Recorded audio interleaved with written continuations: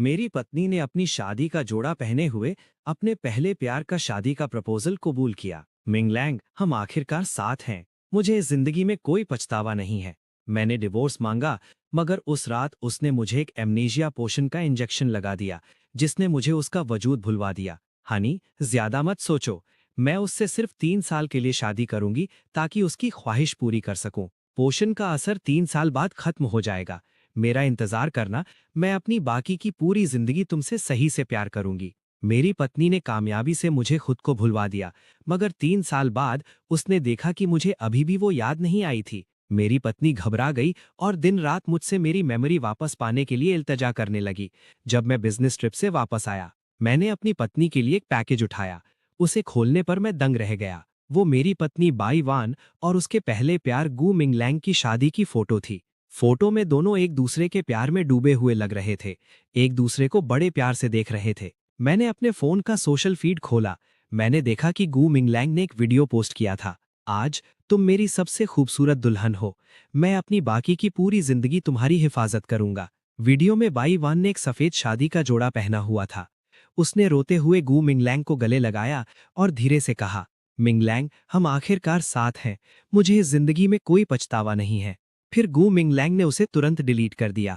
मैंने अपना फोन बंद किया और अपने कपड़े पैक करने लगा और डिवोर्स अग्रीमेंट प्रिंट किया। शाम 7 बजे तक बाईवान थकी हुई सी घर वापस आई। मुझे देखकर उसकी आंखों में घबराहट की एक लहर दौड़ गई। हनी, क्या तुम्हें कल वापस नहीं आना था?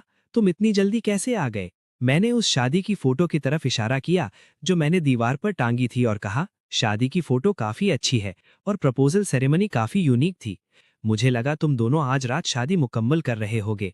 मैं तुमसे पूछने ही वाला था कि तुम वापस कैसे आई, कि उसकी आंखें तुरंत फटी की फटी रह गई और उसके होंठ थोड़े थरथराने लगे। हनी, गलत मत समझो। मैं सिर्फ गू मिंगलैंग की एक ख्वाहिश पूरी कर रही थी।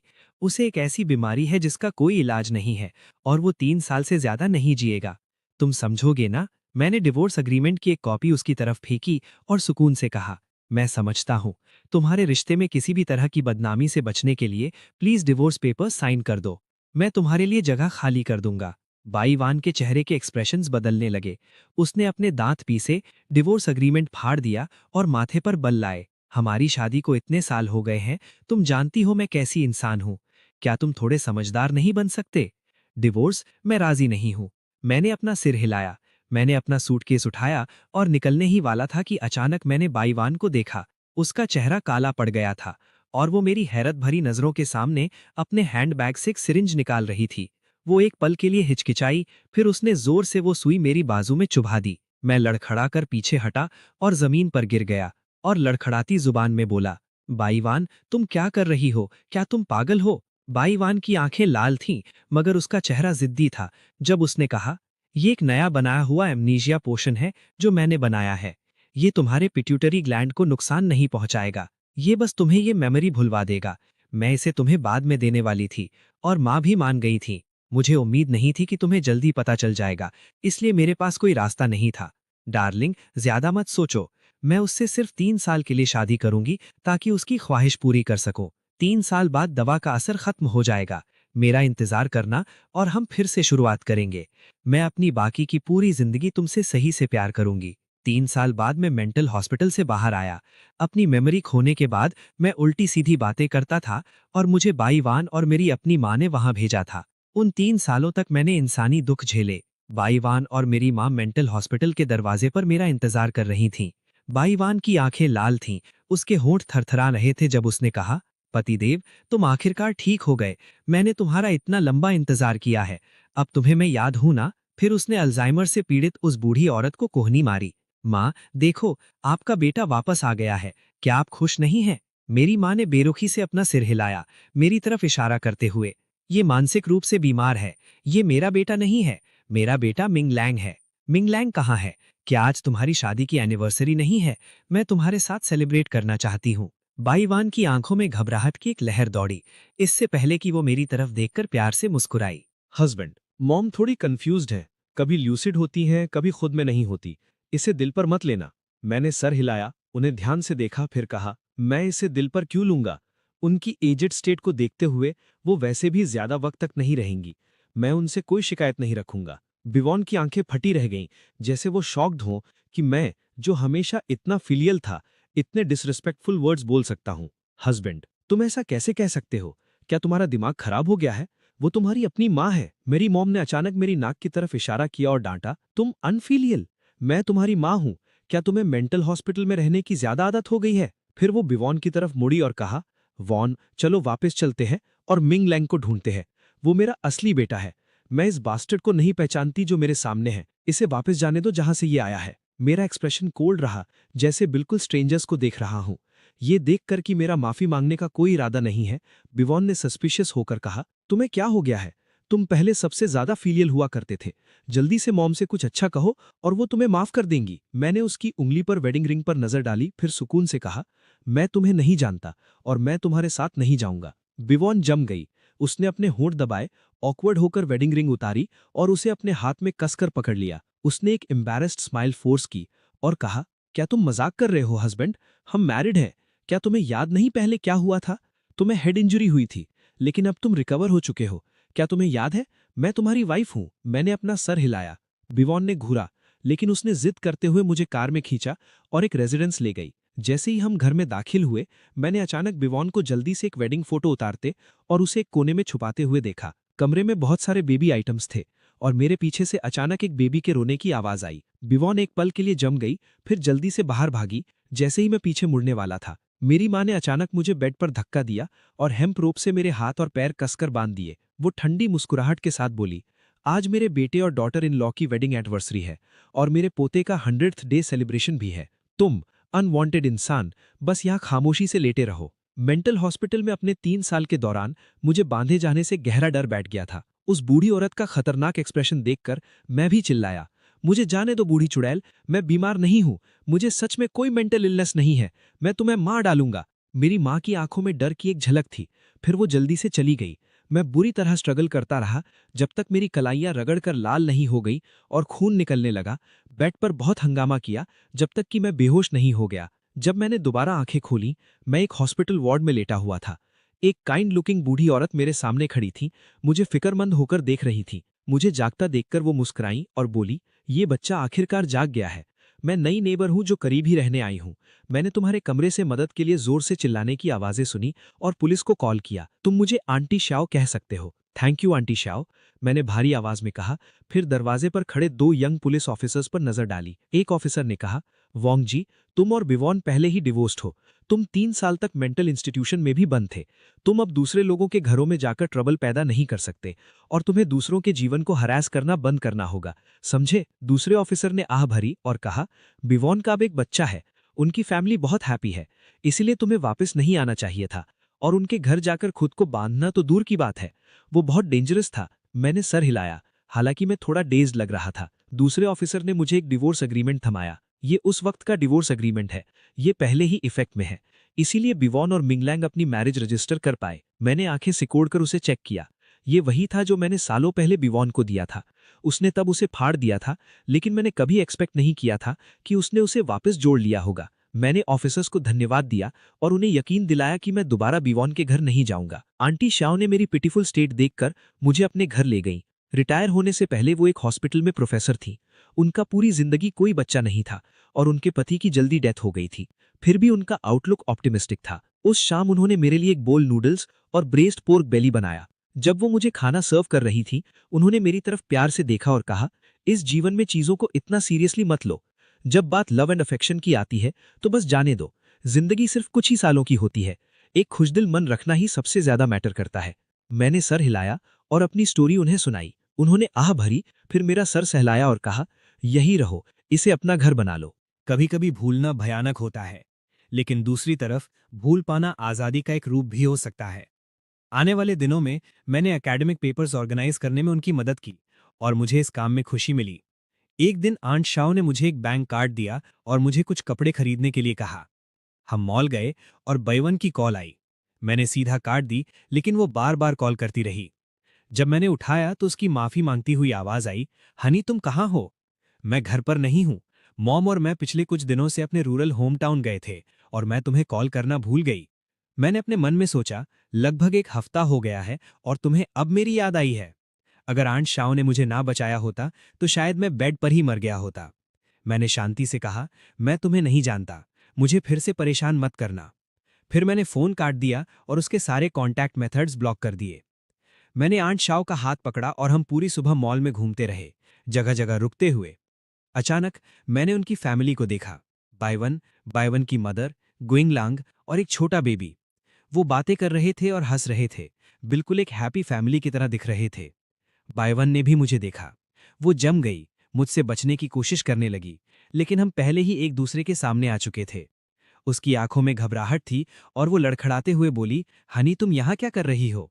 मैंने एक शब्द भी नहीं कहा, बस अपनी आंखें सिकोड़कर उन्हें देखता रहा। बाइवन ने मेरी मदर का हाथ खींचा और शर्मिंदगी से कहा, मुझे भी अभी पता चला है, मॉम ने तुम्हें बेड से बांध दिया था। मैं उनकी तरफ से माफी मांगती हूँ। ठीक है। मैंने अपने होंठ भींचे और कहा, इससे कोई फर्क नहीं पड़ता। वैसे भी मैं नहीं जानता कि ये कौन है। ऐसा तो है नहीं कि मैं उन्हें घुटनों पर बिठाकर सर झुकाने को कहूं। वो काफी बूढ़ी हैं।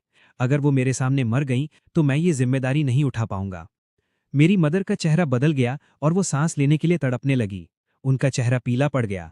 गुइंगलांग बेबी को पकड़े आगे आया। उसने तेवर बदले और कहा, वांगशी, तुम अपनी बातों में कुछ ज्यादा ही आगे बढ़ रहे हो। वो तुम्हारी बायोलॉजिकल मदर हैं। भले ही तुम अपनी मेमोरी खो चुके हो, तुम्हें उनकी फीलिंग्स की रिस्पेक्ट करनी चाहिए। ये सब मेरी गलती है कि मैंने हमारी वेडिंग एनिवर्सरी के लिए हैनान जाने की जिद की, जिस वजह से कुछ दिनों की देरी हो गई। अगर तुम गुस्से में हो तो मुझ पर निकालो। बाइवन के एक्सप्रेशन बदल गए। उसने अभी मुझे बताया था कि वो अपने रूरल होम टाउन गई थी। उसने कभी नहीं सोचा था कि गोइंगलांग उनके हैनान ट्रिप का खुलासा कर देगा। मैंने गोइंगलांग को इग्नोर किया और बस ठंडे ढंग से पूछा, क्या मैं पूछ सकता हूं कि तुम कौन हो? गोइंगलांग ने अपना मुंह खोला, लेकिन वो कुछ बोल नहीं पाया। बाइवन गोइंगलांग के सामने आ गई। अपने आसपास और भी लोगों को जमा होते देखकर उसने धीरे से जोर दिया, हस्बैंड, अब और मत पूछो। मॉम का वो मतलब नहीं था। मिंगलांग बस मदद करने की कोशिश कर रहा था। प्लीज हमारे साथ घर चलो। ठीक है। मैं हंसा। मैंने जोर से कहा, सॉरी, मेरी मेमोरी चली गई है और मैं तुम्हें नहीं पहचानता। तुम कहती हो कि तुम मेरी वाइफ हो, ये मेरी मॉम है, तो फिर ये आदमी कौन है जिसका बच्चा इसने उठाया हुआ है? सब जम गए और मॉल में लोग आसपास जमा होकर फुसफुसाने लगे। आजकल ये रिश्ते कितने उलझे हुए हैं। एक घर तोड़ने वाली अपने पति पर हक जताने के लिए पूरी फैमिली को ले आई है। क्या ये दूसरा आदमी है या बस बचा कुचा समेट रहा है? बच्चा उसका अपना नहीं है। क्या किसी हरामी बच्चे का रजिस्ट्रेशन भी हो सकता है? गुइंगलांग का चेहरा बिल्कुल लाल हो गया। बच्चे को पकड़े हुए उसके हाथ सख्त हो गए। स्वाडल में लिपटा बेबी इस शोर से डर गया लगता है और वो जोर जोर से रोने लगा। बाइवन के चेहरे का रंग उड़ गया। वो कचरे के कागज की तरह पीली पड़ गई। वो पागलों की तरह गुइंगलांग की गोद में बच्चे को चुप कराने की कोशिश करने लगी। फिर अचानक उसने मेरी तरफ देखा। उसके होंठ कपकपा रहे थे। वो एक शब्द भी नहीं बोल पा रही थी। उसकी आंखों में सिर्फ मिन्नत और मायूसी थी। तभी मेरी सो कॉल्ड बायोलॉजिकल मदर चलकर आई और बिना किसी हिचकिचाहट के मुझे थप्पड़ मारने के लिए अपना हाथ उठाया। तुम छोटे जानवर, मैं तुम्हें सिखाऊंगी, मेरे बेटे, कि अपने मुंह से ऐसा कचरा कैसे निकालते हैं। लेकिन जैसे ही उनका हाथ मेरे चेहरे पर लगने वाला था, उसे एक गरम लेकिन हैरत अंगेज तौर पर मजबूत हाथ ने रोक लिया। आंट शाओ गुस्से में मेरे सामने आई और बोली, इतने सारे लोगों के सामने किसी को मारते हुए तुम क्या कर रही हो? क्या एक बड़ा होने के नाते तुम्हारे अंदर कोई मर्यादा है? मेरी मदर की कलाई कसकर पकड़ी हुई थी। वो हिल नहीं पा रही थी और जोर जोर से सांस ले रही थी। उसने नफरत से आंट शाओ को घूरा और कहा, तुम अपने आप को समझती क्या हो? मैं अपने बेटे को सुधार रही हूं। ये तुम्हारा कोई काम नहीं है, तुम्हारा बेटा। आंटी श्याओ की आवाज ऐसी लग रही थी जैसे उन्होंने दुनिया का सबसे अजीब मजाक सुना हो। उन्होंने ना सिर्फ हाथ नहीं छोड़ा, बल्कि एक कदम आगे बढ़ी और कहा, कौन था जिसने उसे मेंटल हॉस्पिटल में बंद करवाया था? किसने उसे बेड से बांधा और तकरीबन भूख से मार डाला? अब तुम्हें अचानक याद आया कि तुम उसकी बायोलॉजिकल मदर हो? तुमने अपने ही बेटे को कचड़े की तरह फेंक दिया। उस नए बेटे और उसकी फैमिली की चापलूसी कर रही हो क्योंकि उन्होंने तुम्हें एक नकली ग्रैंडसन दिया है। आंशिया की आवाज में एक ठंडी चिढ़ थी। अपने आप से पूछो, क्या तुम एक माँ बनने के लायक हो? तुम्हारा दिल कब का बदल चुका है? वो बूढ़ी औरत हैरत में जम गई। उसका चेहरा पहले सुर्ख हुआ, फिर तेजी से फीका पड़ गया, हार में राख की तरह। उनकी हालत बिगड़ते देख गो मिंगलैंग जल्दी से उन्हें दूर ले गया। युवान पीछे ही रही। ऐसा लग रहा था जैसे वो मेरी तरफ आना चाहती थी। थोड़ी देर की हिचकिचाहट के बाद वो उसकी जगह गो मिंगलैंग के पीछे चली गई। आंशिया और मैं घर वापस आ गए। डिनर के बाद मैं ताज़ी हवा के लिए बैल्कनी पर गया। जैसे ही मैं वहां बैठा मुझे पड़ोसी बालकनी से साफ बातचीत सुनाई दी। वो युवान और गो मिंगलैंग थे। अपने आप ही मैं अंधेरे में पीछे हट गया। युवान की आवाज थोड़ी उदास लग रही थी जब उसने आह भरी और कहा, मैंने आज खास तौर पर एक्सपेरिमेंटल डेटा और क्लिनिकल रिकॉर्ड्स चेक किए। मेरे हस्बैंड की मेडिकेशन का असर अब तक खत्म हो जाना चाहिए था, तो उसे कुछ याद क्यों नहीं आया? मुझे फिक्र हो रही है। गूमिंग लैंग की आवाज हल्की और थोड़ी शिकायती थी। वान वान, मुझे भी उसकी फिक्र है। क्या तुमने देखा उसने मॉल में कैसे बिहेव किया? वो सच में डरावना था। उसने तुम्हें पहचाना तक नहीं। वो तुमसे इतना प्यार करता था। युवान थोड़ी देर रुकी। उसने थोड़े नर्म लहजे में जवाब दिया, ज्यादा फिक्र करने की जरूरत नहीं है। मैंने पहले ही मेमोरी रिस्टोरिंग सिरम तैयार कर लिया है। कल मैं उसे ढूंढने जाऊंगी और उसे एक इंजेक्शन दूंगी। सिर्फ एक शॉट और उसकी सारी मेमोरीज वापस आ जाएंगी। तब उसे मैं याद आ जाऊंगी। बालकनी की हवा जम गई थी। कल एक इंजेक्शन और उसकी यादें वापस आ जाएंगी। मैंने अपनी आंखें सिकोड़ी, सोचते हुए कि शायद यही बेहतर हो। अगर इंजेक्शन के बाद भी मेरी यादें वापस नहीं आती तो युवान आखिरकार हार मान लेगी। वो मेरी जिंदगी में फिर कभी दखल नहीं देगी। मगर गूमिंग लैंग की आवाज में हिचकिचाहट थी। कल? इतनी जल्दी? मेरा और बच्चे का क्या? बच्चा अभी बहुत छोटा है। वो अपनी माँ के बिना नहीं रह सकता। युवान की आवाज का लहजा सुकून भरा था, जैसे कोई काम पूरा हो गया हो। मिंगलैंग, क्या तुम भूल गए? ये बच्चा आईवीएफ के जरिए हुआ था। मेरे वादे को पूरा करने और तुम्हारी बाप बनने की ख्वाहिश को पूरा करने के लिए पैदा हुआ था। उसका वजूद हमेशा से तुम्हारे लिए था। अब मेरी ख्वाहिश अपने हस्बैंड के पास वापस जाने की है। वांगशी मुझे समझ जाएगा, मुझे माफ कर देगा और इस अनएक्सपेक्टेड हालात को कबूल कर लेगा। युवान ने अचानक पूछा, वैसे हाइनान में हमारे उन कुछ दिनों के दौरान मैंने तुम्हें तुम्हारी मेडिकेशन लेते नहीं देखा। क्या तुम्हारी हालत बेहतर हो गई है? 3 साल पहले तुमने कहा था कि ये टर्मिनल है, मगर मैं देख रही हूं कि तुम काफी ठीक हो गए हो, तो मुझे सुकून मिला। गू मिंगलैंग 9 सेकंड्स के लिए खामोश हो गया, फिर दोबारा बोला। उसकी आवाज अचानक कमजोर हो गई, साथ में दबी हुई खांसी भी थी। वान, मेरा मतलब तुमसे छुपाना नहीं था, मगर हाल ही के चेकअप्स अच्छे नहीं रहे हैं। डॉक्टर कहता है कि शायद मेरे पास ज्यादा वक्त नहीं बचा है। मैं बस तुम्हारे साथ और वक्त बिताना चाहता था। अपने बच्चे को थोड़ा और बड़ा होते देखना चाहता था। मुझे डर है कि मैं अपने बच्चे को मुझे डैडी कहते हुए सुनने के लिए जिंदा नहीं रहूंगा। फिर भी बुआन का जवाब कुछ ऐसा था जिसकी मैंने कभी उम्मीद नहीं की थी। मिंगलैंग, मैं तुमसे वादा करती हूँ, अगर तुम सच में मर गए तो वांगशी और मैं हमारे बच्चे का अच्छे से ख्याल रखेंगे। आई एम सॉरी, मगर मैं अब तुम्हारे साथ और नहीं रह सकती। मैंने पहले ही अपने हस्बैंड के साथ बहुत बुरा किया है। कल मैं उसे इंजेक्शन दूंगी। मैं चाहती हूँ कि मेरे हस्बैंड मुझे याद करे। दोनों खामोश हो गए और सिर्फ गू मिंगलैंग की भारी सांसें पड़ोस से सुनाई दे रही थीं। अगली सुबह जल्दी ही दरवाजे पर दस्तक हुई। बाहर बुआन और मेरी अपनी माँ खड़ी थीं। बाइवान थोड़ी थकी हुई लग रही थी, लेकिन उसकी आंखों में सुकून वाली हल्की चमक थी। यहाँ तक कि उसकी होठों के कोने पर एक हल्की सी मुस्कुराहट ठहरी हुई थी। हस्बैंड, उसने हल्की और खुशमिजाज आवाज में कहा, जैसे उसने कोई बड़ा काम पूरा कर लिया हो। मैं तुम्हारी मदद करने आई हूँ। मैंने उसे सुकून से देखा। कोई जवाब नहीं मिला।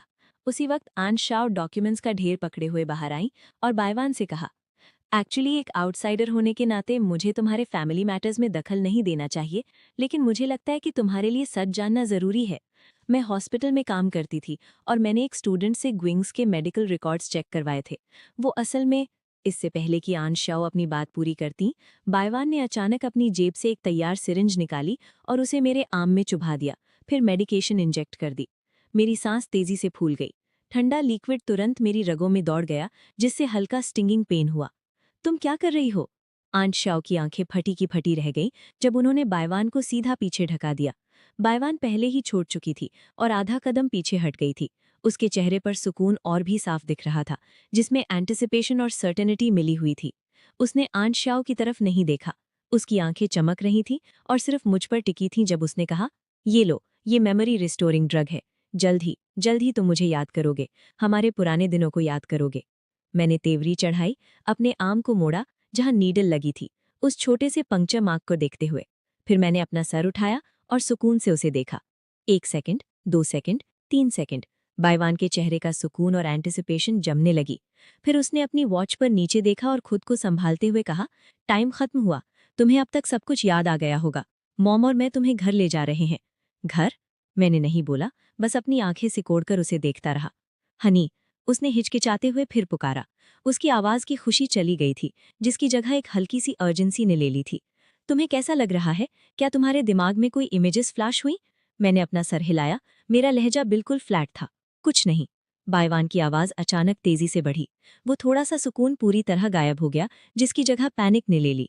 वो एक कदम आगे झुकी, अर्जेंटली दबाव देते हुए। ऐसा कैसे हो सकता है कि कुछ नहीं?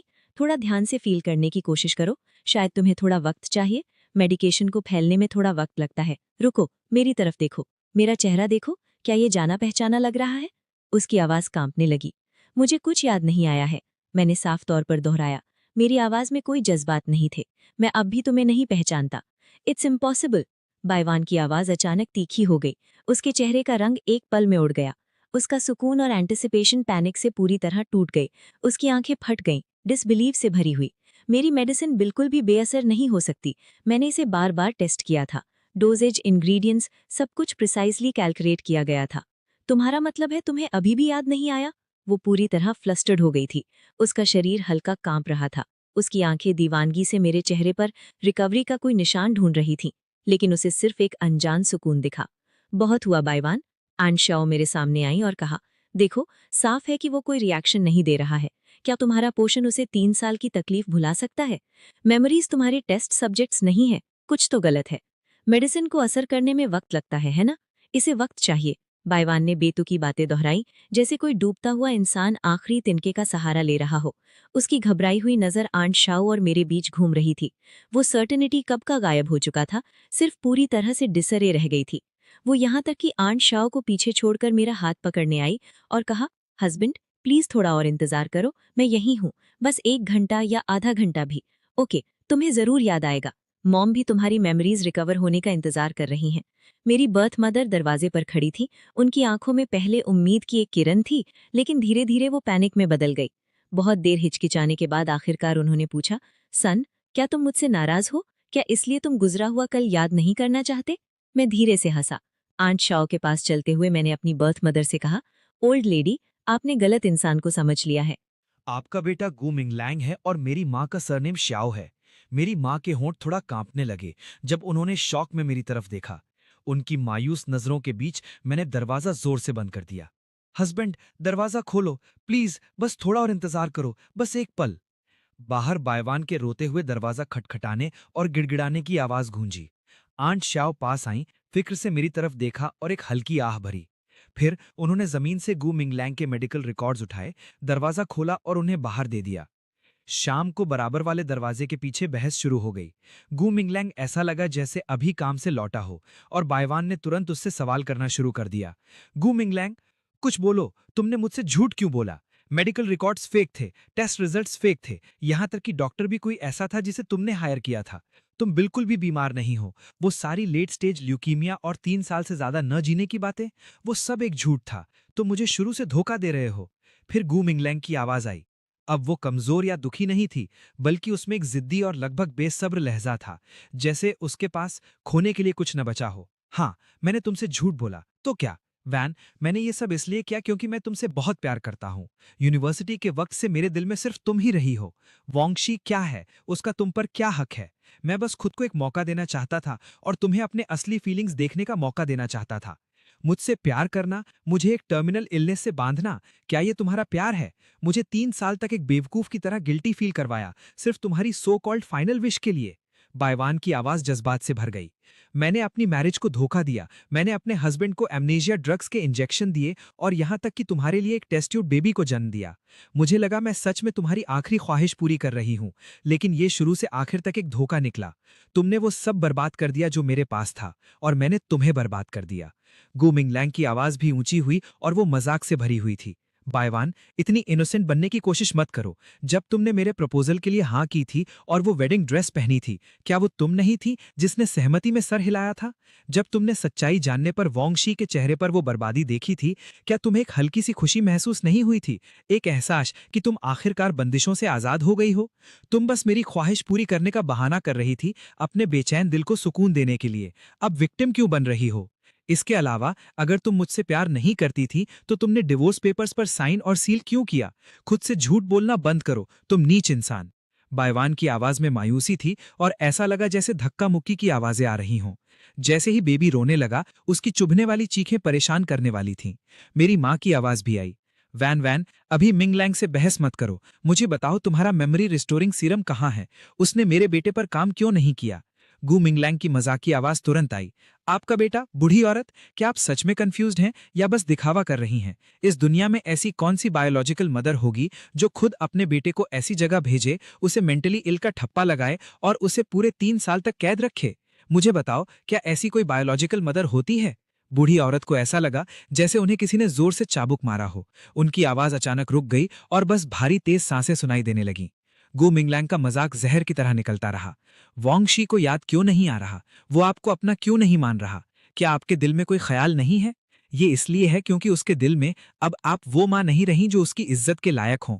उसके लिए आप बस एक साथी हैं जिसने उसे आग के गड्ढे में धक्का दिया। और जहां तक मेरी बात है, उसकी आवाज में घमंडी दिखावा आ गया। मैंने बस कुछ साल पहले आपको मक्खन लगाने के लिए कुछ मीठी बातें की, कुछ पैसे खर्च किए आपके लिए गिफ्ट्स खरीदने में, और आपने उत्सुकता से मुझे अपना बेटा मान लिया। बूढ़ी औरत, आप जैसी मां सच में बहुत सस्ती और आसानी से मान जाने वाली हैं। बूढ़ी औरत की आवाज बेकाबू होकर कांपने लगी। बस करो गु मिंगलैंग, बायवान की आवाज आई, लेकिन गु मिंगलैंग ने साफ तौर पर सारा दिखावा छोड़ दिया था। उसकी आवाज और भी बेशर्म होती गई। बस करो, ध्यान से सुनो बूढ़ी औरत, वांगशी इस जिंदगी में आपको कभी नहीं अपनाएगा। वो आपसे नफरत करता है। वो आपसे उतनी ही नफरत करता है जितनी मुझसे। अब आप सिर्फ मुझ पर ही भरोसा कर सकती हैं। इसलिए बेहतर होगा कि आप ध्यान से सोचें कि आप अपनी सेविंग्स और ये घर किसके लिए छोड़ रही हैं। जल्दी फैसला करें कि ये किसे मिलेगा। आपका प्यारा पोता मेरा खून है, उसका नहीं। नहीं, मुझे मेरा बेटा चाहिए। बूढ़ी औरत की आवाज पूरी तरह टूट गई। मैं गलत थी, माँ को पछतावा है, माँ को पछतावा है, मुझे नहीं करना चाहिए था, मुझे नहीं करना चाहिए था। वो बुरी तरह रोने और चिल्लाने लगी। मैंने अपने सर को दबाया। मुझे वही पुरानी बेचैनी महसूस हुई आजाद होने की। वही फ्रस्ट्रेशन जो मैंने मेंटल हॉस्पिटल में कैद होने के वक्त महसूस की थी, फिर से उभरने लगी। आंट श्याओ की तरफ देखते हुए मैंने देखा उनके माथे पर लकीरें थीं, साफ तौर पर बराबर वाले घर के शोर से परेशान थीं। आंट श्याओ, यहाँ बहुत शोर है। चलो लेट नाइट स्नैक के लिए बाहर चलते हैं। आंट शाओ रुकी, फिर उन्होंने सर हिलाया। हमने अपने कोट पहने और दरवाजा खोला। बाहर बायवॉन की तेज चीखें और गालियां, गुइंग लैंग्स की ऊंची आवाज, बूढ़ी औरत के घबराए हुए सवाल और बच्चे का दिल चीर देने वाला रोना सब बिल्कुल साफ और चुभने वाला था। बायवॉन की तेज चीखें और गालियां, गुइंग लैंग्स की ऊंची आवाज, बूढ़ी औरत के परेशान करने वाले सवाल, बच्चे का दिल चीर देने वाला रोना सब साफ और चुभने वाला था।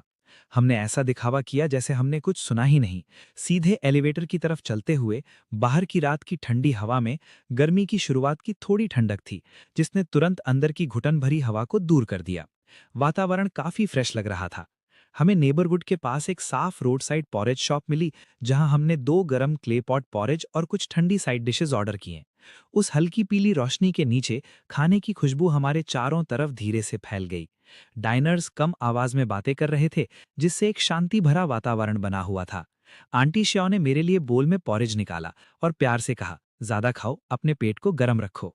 मैंने सर हिलाया, 1 चम्मच नरम सफेद पॉरेज उठाया और उसे अपने मुंह तक ले गया। चावल की गर्म खुशबू मेरी जबान पर घुल गई, जिसमें एक हल्की मिठास थी। वो चीखने चिल्लाने वाली बहस, धोखा, लालच और पड़ोस का रोना इस गर्म वातावरण से दूर लग रहा था, जैसे वो किसी दूसरी और शोर शराबे वाली दुनिया में रह गया हो। इसका टेस्ट अच्छा है। मैंने ऊपर देखा और आंटी शाओ की तरफ देखकर मुस्कुराया। मेरी आंखें साफ और चमकदार थीं। मॉम, खाना खत्म करने के बाद घर चलते हैं। ठीक है, चलो घर चलते हैं। आंटी शाओ भी मुस्कुराईं। उनकी आंखों के किनारों की झुर्रियां कम हो गईं। अगली सुबह जल्दी बायवॉन फिर से दरवाजा खटखटाने आई। उसका हाल पिछली सुबह से भी बुरा था। उसका चेहरा बिल्कुल फीका पड़ गया था, रंग उड़ गया था और आंखों के नीचे गहरे डार्क सर्कल्स थे। उसके बाल बिखरे हुए थे, कुछ बाल उसके पसीने से भरे टेम्पल्स पर चिपके हुए थे। सबसे ज्यादा ध्यान खींचने वाली उसकी आंखें थी, जो लाल थी लेकिन एक अजीब जुनून से चमक रही थीं। मैंने दरवाजा खोला, लेकिन उसे अंदर आने का रास्ता नहीं दिया, बस खामोशी से अंदर खड़ा होकर उसे देखता रहा। उसने तुरंत एक मुस्कुराहट लाने की कोशिश की, लेकिन वो खिंची हुई और अजीब थी। उसके मुंह के किनारे थोड़ा फड़क रहे थे। उसने अपनी बाहों में एक बड़ा कार्डबोर्ड बॉक्स जोर से पकड़ा हुआ था। उसकी नकल्स जोर लगाने की वजह से सफेद पड़ गई थी। प्लीज मुझे हस्बैंड मत बुलाओ। क्या बात है? मेरी आवाज़ बिल्कुल सीधी थी, जिसमें कोई इन्फ्लेक्शन नहीं था। मैं एक बार उस ठंडक से सहम गया, लेकिन उसने तुरंत उस खिंची हुई मुस्कुराहट को और बड़ा किया और एक उत्साह के साथ बॉक्स आगे बढ़ाया। देखो, मैं तुम्हारे लिए ये लाई हूँ, हमारी चीज़ें, हमारी यादें। मेरे रिएक्शन का इंतजार किए बिना उसने वहीं हॉलवे में बॉक्स खोला और एक-एक करके उसकी चीज़ें बाहर निकालने लगी। उन्हें ठंडे फ्लोर टाइल्स पर ढेर करने लगी। वहाँ फोटोज़ का एक बड़ा ढेर था, हमारे डेटिंग दिनों से लेकर शादी की सेरेमनी और फिर हमारी मैरिड लाइफ की कुछ स्नैपशॉट्स। तस्वीरों में वो चमक के साथ मुस्कुरा रही थी, उसकी बाहों में लिपटी हुई, जहाँ पीछे धूप, बीचेज या प्यारा सा घर था। वहां सस्ते मग्स का एक जोड़ा भी था, जिस पर हस्बैंड और वाइफ लिखा था। एक फेडेड प्लश टॉय जो हमारी पहली डेट पर क्लॉ मशीन से मिला था, और एक स्क्रैप बुक जिसमें मूवी टिकट्स, रिसीट्स और ट्रैवल स्टब्स भरे थे। देखो देखो डार्लिंग, बायवॉन ने अपना सर उठाया, मेरी आंखों में गौर से देखते हुए, और दोनों हाथों से कुछ फोटोज मेरी तरफ बढ़ाई। ये हमारी बीच की पहली ट्रिप थी। उस दिन हवा बहुत तेज थी, तुमने मुझे जोर से पकड़ा था। याद है, लहरें मुझे बहाकर ले जाने वाली थीं और तुम डर गए थे। और ये मग, ये वो गिफ्ट था जो तुमने अपनी पहली पेचेक से मेरे लिए खरीदा था। हालांकि ये सस्ता था, लेकिन मैंने इसे बहुत वक्त तक यूज किया है। ये छोटा बियर याद है, क्लॉ मशीन से इसे जीतने में 12 से ज्यादा बार कोशिश करनी पड़ी थी। तुमने कहा था कि ये मेरी तरह ही जिद्दी है। उसके शब्द और भी तेजी से आने लगे, उसकी आवाज कांप रही थी, उसकी आंखें मेरे चेहरे और फ्लोर पर बिखरी यादों के बीच तेजी से घूम रही थीं, ये देखने के लिए कि क्या मुझ पर कोई असर हो रहा है। फिर भी मैंने सिर्फ खामोशी से उन चीजों के ढेर को देखा जो वोंग सीज के पास्ट की थीं। मेरी नजर ऐसी थी जैसे मैं किसी कबाड़ के ढेर को देख रहा हूं। वो चमकती मुस्कुराहटें, वो इंटीमेट मोमेंट्स मेरे दिल में कोई हलचल पैदा नहीं कर पाए, जैसे मैं किसी अनजान इंसान की स्टोरी किसी डॉक्यूमेंट्री में देख रहा हूं। बायवॉन की आवाज अचानक रुक गई, उसके हाथ में फोटोज वहीं हवा में ठहर गए, उसके चेहरे की मुस्कुराहट टूट गई और सिर्फ घबराहट और निराशा बचा। कोई रिएक्शन क्यों नहीं, वो खुद से बड़बड़ाई। फिर अचानक ऊपर देखा, वो लाल आंखें जहरीले कांटों की तरह थीं जो मुझे घूर रही थीं, और उसकी आवाज अचानक तेज और इल्जाम लगाने वाली हो गई। डार्लिंग, क्या तुम गुस्सा हो? क्या तुम जानबूझकर याद नहीं करना चाहते? क्या इसलिए क्योंकि तुम मुझसे नफरत करते हो और अनजान बनने का नाटक कर रहे हो? डार्लिंग, मुझे बताओ, बोलो। मैंने थोड़ा माथे पर बल डाला, उसके इल्जामों की वजह से नहीं, बल्कि इसलिए क्योंकि वहां बहुत शोर था। मेरी आवाज शांत रही। न गुस्सा हूं, न जानबूझकर कर रहा हूं, न ही नफरत है। मुझे बस याद नहीं है। हर छोटा जुमला उसके आखिरी भ्रम को तोड़ने वाली आइस पिक की तरह था। बायवॉन की सारी शक्ति एक पल में खत्म हो गई। उसके हाथों से फोटोज फ्लोर पर गिर गईं। वो लड़खड़ाई, मुश्किल से दरवाजे के सहारे खड़ी रही। उसकी आंखों की चमक बुझ गई और सिर्फ निराशा और उलझन रह गई। याद नहीं है, बस याद नहीं है, उसने परेशानी में यही दोहराया, जैसे वो इन शब्दों का मतलब ही न समझ पा रही हो। तभी हॉलवे के नीचे से एक दरवाजा खुलने की आवाज आई। मेरी माँ, जो अल्जाइमर से पीड़ित थीं, आर्ग्यूमेंट की आवाज सुनकर खिंची चली आईं और अपना रास्ता टटोलते हुए बाहर निकली। जिर, वो एक कांपती, भारी और टूटी हुई आवाज में रोने वाले लहजे में बोली। उसने पूछा, क्या तुम्हें खुद से याद आ गया? क्या तुम्हें अपनी माँ याद आ गई? माँ गलत थी, बहुत गलत थी। आंट श्याओ, जो एक तरफ से देख रही थीं, और बर्दाश्त नहीं कर सकी और गुस्से में बोली, क्या तुम दोनों कभी रुकोगे? मैं सच में उम्मीद करती हूं कि उसे कुछ भी याद ना आए। क्या तुम दोनों को पता है कि वो उस ट्रीटमेंट सेंटर में किस तरह के नरक से गुजरा, जहां तुमने खुद साइन करके उसे भेजा था? क्या तुम्हें इलेक्ट्रोकन्वल्सिव थेरेपी के बारे में पता है? ये मूवीज की तरह नहीं है। उन्होंने उसे एक सख्त आयरन बेड से बांध दिया, उसके मुंह में एक रबर माउथ गार्ड ठूस दिया ताकि वो अपनी जीभ ना काट ले, और उसके टेम्पल्स पर इलेक्ट्रोड्स दबाए। जब उसे होश आया तो उसका सर अनबेरेबल दर्द से फट रहा था। उसकी यादें केओस में थीं और वो ये भी नहीं बता सकता था कि वो कौन है। उसने ऐसा ट्रीटमेंट पूरे 3 साल तक हफ्ते में कम से कम एक बार झेला। क्या तुम अपनी सोल के बार बार टॉर्न अपार्ट होने के एहसास का अंदाजा लगा सकती हो? तुम्हारा ब्रेन मुश बन गया एक से। और मेरी माँ जोर से कांपने लगी। उनके चेहरों से रंगत बिल्कुल उड़ गई। एंड श्याओ के एक्यूजेशंस आइसी हैमर्स की तरह गिरे, एक के बाद एक वार। क्या तुम्हें पता है कि फोर्स्ड मेडिकेशन और फोर्स्ड इंजेक्शंस कैसे होते हैं? क्या तुम्हें पता है? उसकी आंखें खाली थीं, उसके मुंह से लार टपक रही थी। वो अपने ब्लैडर या बाउल्स को भी कंट्रोल नहीं कर सकती थी। डिग्निटी, ऐसी जगह पर तुम्हारी कीमत एक डॉग से भी कम होती है। बेईमान के हाथ ठंडी ग्राउंड को पागलों की तरह खुरचने लगे।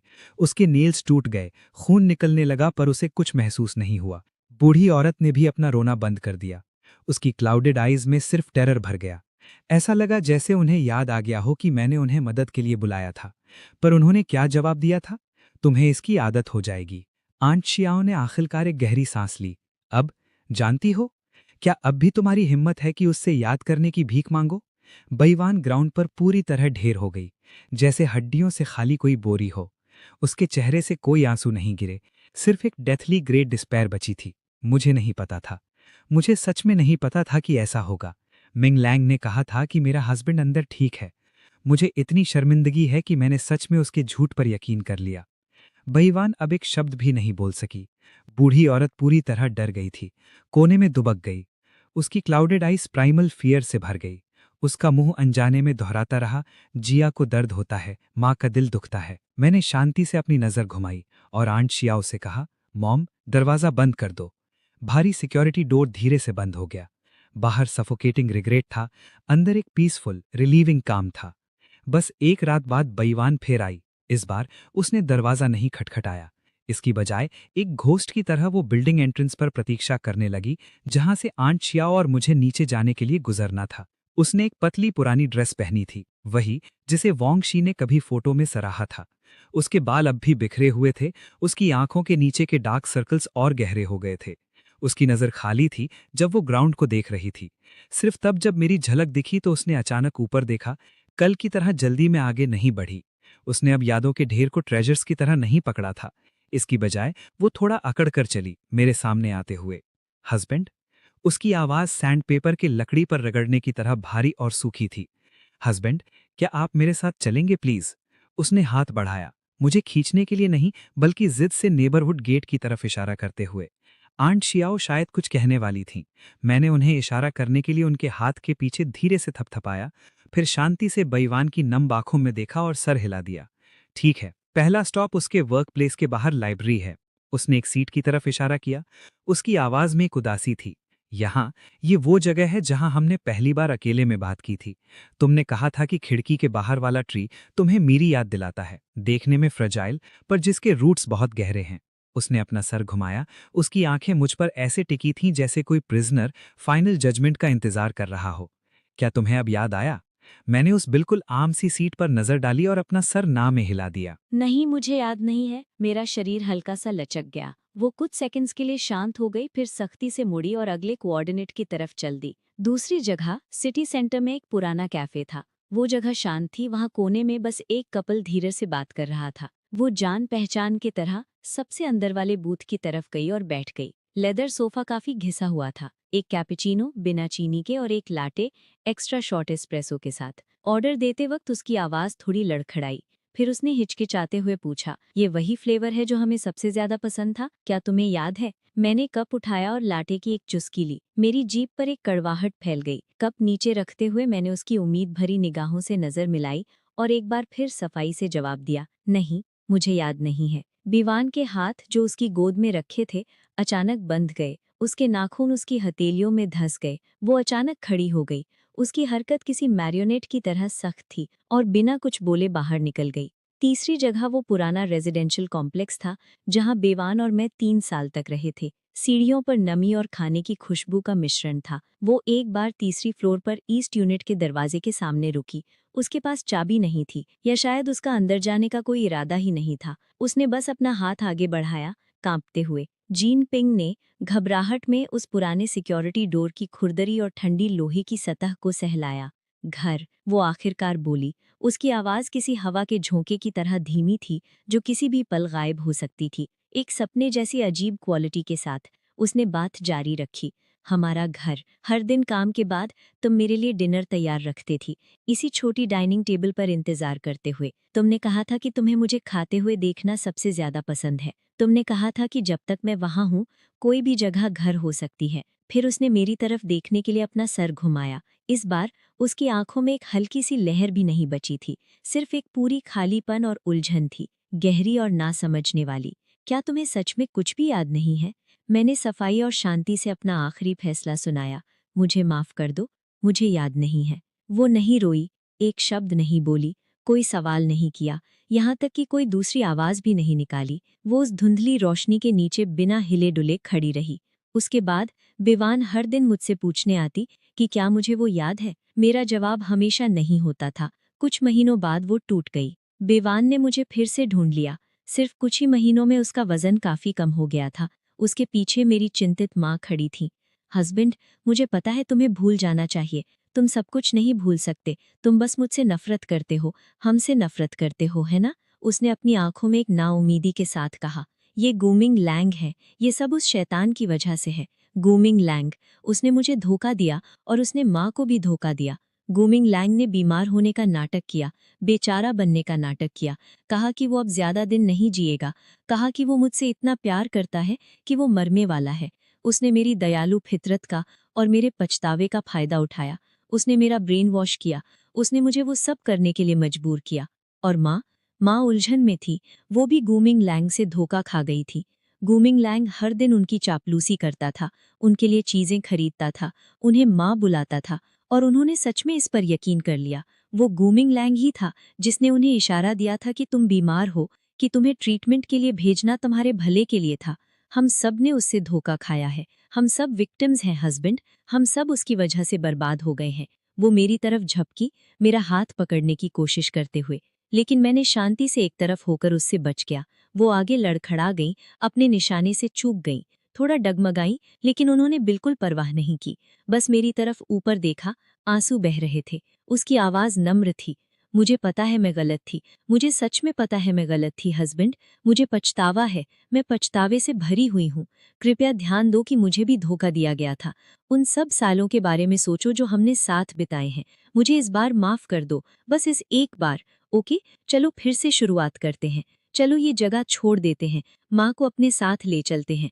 हमारा 3 लोगों का परिवार, नहीं 4, बेबी को मिलाकर। चलो नया आगाज करते हैं। मैं तुमसे भीख मांगती हूँ, मुझे माफ कर दो, मुझे एक और मौका दो। उसके पीछे खड़ी बुजुर्ग औरत नया आगाज शब्दों से थोड़ी प्रभावित लगी। उनकी धुंधली आंखों में आंसू भर आए और वो बुड़बुड़ाई, जी, घर आ जाओ। मैंने हल्के से अपना सर हिलाया और कहा, डिवोर्स फाइनल हो चुका है। तुम और गोइंग लैंग शादीशुदा हो। बच्चा पैदा हो गया है और मैं सब कुछ भूल गया हूँ। रहने दो, अब एक दूसरे को परेशान नहीं करते।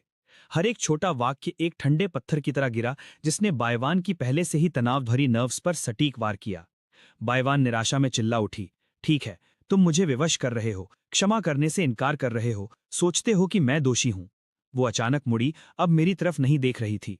अपने पास खड़ी कांपती हुई बूढ़ी औरत की तरफ एक बार भी देखे बिना वो सीढ़ियों से लड़खड़ाते हुए नीचे गई और धुंधली रोशनी वाले हॉलवे में लुप्त हो गई। आंट शियाओ और मैंने शांति से दरवाजा बंद कर दिया। उस रात पड़ोस में एक और बहस शुरू हो गई। गू मिंगलोंग डर के मारे चिल्ला उठा, बायवान, तुम क्या कर रही हो? क्या तुम पागल हो गई हो? तुमने क्या पकड़ा है? बूढ़ी औरत की तेज चीख ने सुबह की शांति को भंग कर दिया। नहीं बायवान, रुको। गू मिंगलोंग की गुस्से भरी दहाड़ दर्द भरी कराह में बदल गई। अफरा तफरी, चीखों और भारी टक्कर की आवाजें 10 मिनट तक आती रहीं। फिर सब शांत हो गया। थोड़ी देर बाद मेडिकल पर्सनल वहां पहुंचे। आंट शियाओ और मैं अपने दरवाजे के अंदर खड़े पीपहोश से देख रहे थे। कॉरिडोर बिखरा हुआ था, जैसे वहां कोई छोटा तूफान आया हो। पड़ोसियों का दरवाजा थोड़ा खुला था और अंदर से कोई आवाज नहीं आ रही थी। तभी मेरा फोन वाइब्रेट हुआ। बायवान की तरफ से एक स्केड्यूल्ड ईमेल। इसका कंटेंट बहुत छोटा था, पर इसमें रूह कांप पाने देने वाली ठंडक थी। मिंगलोंग, माँ और मुझे एमनीजिया ड्रग्स दिए गए हैं। इस बार मैं सच में भूल गई हूँ। बच्चे को ऑर्फिनेज भेज दिया गया है और मैंने उन्हें वहीं रख दिया है जहां उनकी जगह है। अब तुम आजाद हो, मुझे क्षमा कर देना। ईमेल की नीचे एक फोटो जुड़ी थी। उसका बैकग्राउंड शहर का साइकेट्रिक हॉस्पिटल था, वो डर पैदा करने वाली बड़ी बिल्डिंग। फोटो में हॉस्पिटल गाउन्स पहने हुए 3 लोगों को कुछ सफेद कोट वाले ऑर्डरलीज अंदर ले जा रहे थे। वो गू मिंगलोंग, बूढ़ी औरत और खुद बायवान थीं। फोटो में बायवान के बाल बिखरे हुए थे। उसके चेहरे पर एक अजीब और राहत भरी शांत मुस्कान थी, पर उसकी आंखें किसी गहरी खाई की तरह खाली थीं जो सीधे लेंस की तरफ देख रही थीं। मैंने बिना किसी भाव के इस ईमेल और फोटो को देखा और अपनी उंगली स्क्रीन पर घुमाकर इसे पूरी तरह डिलीट कर दिया। मैं शांति से आंट शियाओ की तरफ मुड़ा, जो पूरी तरह हैरान दिख रही थी, और कहा, पड़ोसी अब शांत हैं। आंट शियाओ कुछ सेकंड्स के लिए खामोश रहीं, फिर उन्होंने एक गहरी सांस ली। उन्होंने सर हिलाया, हाँ, शांति है, चलो सफाई करते हैं और बाहर खाना खाने चलते हैं। क्लिक। ताला लग गया, जिसने दरवाजे के बाहर की सारी पागलपन और अंत को बंद कर दिया। अंदर सिर्फ एक नए दिन की शुरुआत की शांति बची थी। मेरा संसार अचानक शांत हो गया। सुबह उठने पर घर शांत था और सिर्फ किचन से आंट शियाओ के खाना बनाने की आवाजें आ रही थीं। अब पड़ोस में रोने और बहस की आवाजें नहीं सुननी पड़ रही थीं। मैं काम पर लौट गया। मेरी ऑफिस डेस्क, जो 3 साल से खाली थी, डॉक्यूमेंट्स और धूल से भरी हुई थी। मेरे कलीग्स मेरी तरफ थोड़ा अजीब तरह से देख रहे थे। वो शायद सब मेरी हालत के बारे में जानते थे। मैंने बुरा नहीं माना। मैं बैठ गया, कंप्यूटर ऑन किया और काम करने लगा। वो रिपोर्ट्स, डेटा, प्रोसेसेस मेरे दिमाग के समझने से पहले ही मेरे हाथ कीबोर्ड को छू रहे थे। मेरी उंगलियां अपने आप चल रही थीं, चीज़ों को 3 साल पहले के मुकाबले ज़्यादा तेज़ी से और बेहतर तरीके से संभाल रही थीं। काम सिर्फ काम था, पर अब मैं इसे अपने लिए कर रहा था और ये सही लग रहा था। काम के बाद मैं पुरानी मॉडल वर्कशॉप गया। चाबी थोड़ी जंग लगी हुई थी। दरवाज़ा चूंचुआया और अंदर हर चीज़ धूल से ढकी हुई थी। टूल्स, पार्ट्स, अधूरे गुंडम मॉडल्स सब वहीं छोड़ दिए गए थे जहां वो थे। हवा में मशीन ऑयल और प्लास्टिक की महक थी। ये जाना पहचाना लग रहा था। मैंने एक पार्ट उठाया, मेरी उंगलियां इस पर बने निशानों को महसूस कर रही थीं और अचानक यादों का एक सैलाब मेरे दिमाग में आ गया। यहाँ मॉडल्स ठीक करते हुए बिताई गई देर रातें, एक सफल असेंबली की खुशी, मुझे सब याद आ गया। पर यह एहसास किसी पुरानी किताब के पन्ने पलटने जैसा था। मैं जानता था कि क्या लिखा है, फिर भी इसने मेरे दिल में कोई हलचल नहीं मचाई। मैंने एनग्रेविंग नाइफ उठाई। मेरे हाथ पत्थर की तरह स्थिर थे। बस कुछ ही प्रयासों में मैंने उस पार्ट को ठीक कर दिया। मेरा स्किल बिल्कुल भी कमजोर नहीं हुआ था। मॉडल्स रिपेयर करना खुद को वक्त से सुधारने जैसा महसूस होता था। मेरे मूवमेंट्स तेजी से होते थे। मेरा मन शांति में था। आंट शाओ के साथ रहते हुए जिंदगी सरल थी और आंट शाओ मेरे लिए सच में बहुत अच्छी थी। उन्होंने कभी नहीं पूछा कि मुझे कुछ याद है या नहीं, बस खामोशी से सब कुछ संभाल लेती थी। खाना हमेशा गर्म होता था, घर साफ सुथरा था और फूल खिल रहे थे। घर पर शाम के वक्त वो स्वेटर बुनती थी जबकि मैं पढ़ता था या मॉडल्स के साथ काम करता था। हमारी बातें मामूली होती थी। मौसम, ग्रॉसरी शॉपिंग, टीवी शोज, काम की छोटी बातें। हमने कभी बीते हुए कल की बात नहीं की और वो ठीक था। सच तो ये है, जिस दिन मैं साइकियाट्रिक हॉस्पिटल से बाहर निकला, मुझे सब कुछ याद था। बीते हुए कल की सभी घटनाएं, अच्छी और बुरी, बायवान की पहले वाली मुस्कुराहटों की तरह याद आ गईं। बूढ़ी औरत की खिचखिच, गू मिंगलांग का अच्छा इंसान बनने का नाटक और उसके तुरंत बाद बेड से बंधा जाना। इलेक्ट्रोशॉक के दौरान तड़पते हुए पूरे जिस्म पर खून के निशान छोड़ना। वो अंधेरा, बदबूदार छोटा कमरा और बायवान का साइन किया हुआ वो हॉस्पिटलाइजेशन फॉर्म।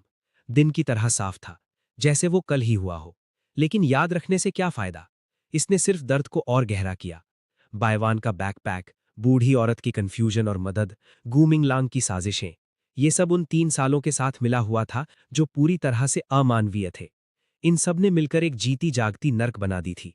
बीता हुआ कल, वॉन्गशी और हर वो चीज जिसकी वो इज्जत करता था, उनके अपने हाथों से कब की तबाह हो चुकी थी। इसलिए मैंने भूलते रहने का फैसला किया। ये अनजान बनने का नाटक नहीं है। बात यह है कि मैं उनके साथ कोई और रिश्ता नहीं चाहता। चाहे बायवान रोए, बूढ़ी औरत पछतावा करे या वो उन पुरानी चीजों से यादें ताज़ा करने की कोशिश करे। मेरा ठंडा रवैया कोई नाटक नहीं है। मैं सच में उनसे कोई वास्ता नहीं रखना चाहता। अगर मैं याद आने का थोड़ा सा भी इशारा देता हूं, तो वो यकीनन फिर से चिपक जाएंगे। पछतावे को बहाना बनाकर मेरी जिंदगी में दखलंदाजी करते रहेंगे। मुझे उनकी माफी की जरूरत नहीं है और ना ही मैं उनका कॉम्पेंसेशन चाहता हूं। ये सब बहुत नकली है। मैं उन्हें कभी दोबारा नहीं देखना चाहता। वो जगह, वो खात्मा था जो उन्होंने अपने लिए चुना था। एक वीकेंड की दोपहर, आंट शाव सफाई कर रही थी और उन्हें चेरी ब्लॉसम ट्री के नीचे बायवान और मेरी एक पुरानी फोटो मिली। हम दोनों उसमें काफी बेवकूफ लग रहे थे। उन्होंने फोटो पकड़ी, काफी देर तक हिचकिचाई और फिर मुझसे धीरे से पूछा। उनकी आंखें चिंता से भरी थी। मैंने तस्वीर पर नजर डाली। मैंने उन 2 चेहरों को पहचाना, लेकिन ये किसी पिछले जन्म की बात लग रही थी। मेरे दिल में कोई जज्बात नहीं था, बिल्कुल रुके हुए पानी की तरह। ये अब बीता हुआ कल नहीं था। मैंने अपने हाथ के मॉडल पार्ट्स नीचे रखे, फोटो ली। मेरी उंगली उस चमकीली सतह पर फिरी जब मैंने आंट शाओ की तरफ देखा। इसे फेंक दो, मैंने कहा। मैंने आराम से फोटो एक तरफ रखी, मॉडल पर फिर से काम करने के लिए अपने टूल्स उठाए। मेरा लहजा सपाट था। सब कुछ फेंक दो, यहां तक कि उस पुराने मुझे को जिसका नाम वॉन्गशी था। साफ और खत्म। आंट शाओ ने मुझे देखा और कुछ नहीं कहा, बस धीरे से आह भरी और फोटो को एक पुराने बॉक्स के बिल्कुल नीचे दबा दिया। वो फिर कभी बाहर नहीं निकली। दिन एक के बाद एक गुजरते गए। काम और भी आसान होता गया। मुझे प्रमोशन भी मिला। मॉडल वर्कशॉप मेरी सुकून की जगह बन गई। पुराने ठीक किए हुए मॉडल्स और नए बनाए हुए मॉडल्स से भरी हुई। आंट शाओ के साथ रहना सरल और आरामदायक था। उस छोटे से घर में घर जैसी गर्माहट थी। कोई मेरे साथ था। बैल्कनी पर आईवी बहुत घनी हो गई थी। पत्ते चमकीले और रोशन थे। वीकेंड की सुबह मैं कभी कभी अपनी बाइक लेकर घूमने निकल जाता या लाइब्रेरी में पढ़ने में वक्त बिताता। बाहर की दुनिया शोरगुल और हंगामे से भरी थी, लेकिन मेरा कोना शांत था। यहां मेरी मर्जी चलती थी। अब बायवान की बेचैन उलझने नहीं थी, गु मिंगलांग की गुप्त साजिशें नहीं थी और ना ही बूढ़ी औरत की उलझी हुई बड़बड़ाहट।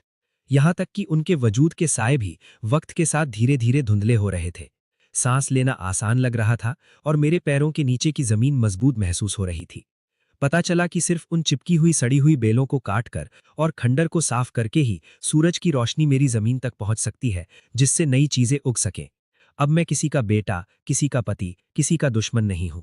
मैं सिर्फ मैं हूं, एक ऐसा इंसान जो नर्क से निकला, अपना बीता हुआ कल मिटा दिया और इस सूखी जमीन पर फिर से सही से सांस लेना, चलना और जीना सीख लिया। खिड़की से आती हुई रोशनी ठीक टेबल पर रखे हुए अधूरे मॉडल पार्ट्स पर गिरी।